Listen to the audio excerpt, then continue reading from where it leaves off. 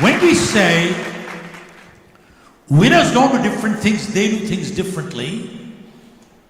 What do they do differently? One, they form the habit of doing things losers don't like to do. And second thing, winners do differently is, folks, they deliver results in spite of problems, not in absence of. I repeat, whenever we do anything in life, there will be problems, there will be challenges, but winners do it in spite of problems, not in absence of. Folks, who was the greatest legend in martial art? Bruce Lee. How many of you are familiar that Bruce Lee's one leg was shorter than the other by 1 inch? You are familiar, sir? 1 inch!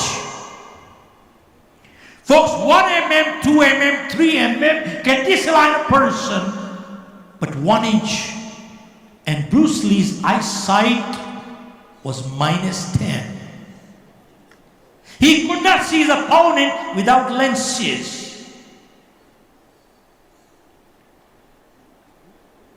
And folks, Bruce Lee used to practice 5,000 punches per day. And Bruce Lee said, I've quoted him in my book, I am not afraid of someone who knows 10,000 ways how to kick. He says, I'm afraid of a person who knows only one way, but his practice has one way 10,000 times. That is dangerous. Are you with me? That is the one. And I bet you heard of Michael Phelps. How many of you are familiar that 2 years prior to the Olympics, Michael Phelps fractured his hand? How many of you are familiar? Okay. And the doctor said, you cannot get into the water anymore. And he said, even if your hand does get repaired, question is, will it have the same strength? You are competing at the Olympics, not your neighborhood kids. Now, Michael Phelps was preparing for this event for a decade. He couldn't see his lifetime dream shatter. A great philosopher once said, dreams are not what come in sleep. Dreams are those that don't let you sleep. Michael Phelps said,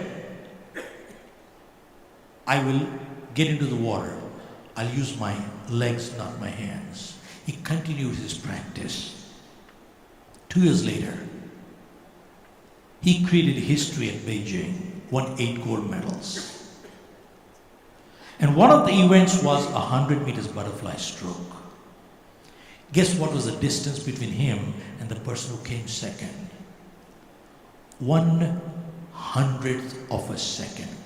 1/100th. How do you calculate? I have no idea. And it is attributed that when Michael Phelps had fractured his hand and he was practicing with his legs became so strong that the last point, that's what gave him the push. Now folks, this is the story of Michael Phelps as I read as per Olympics. Now this is my version, I've added to this.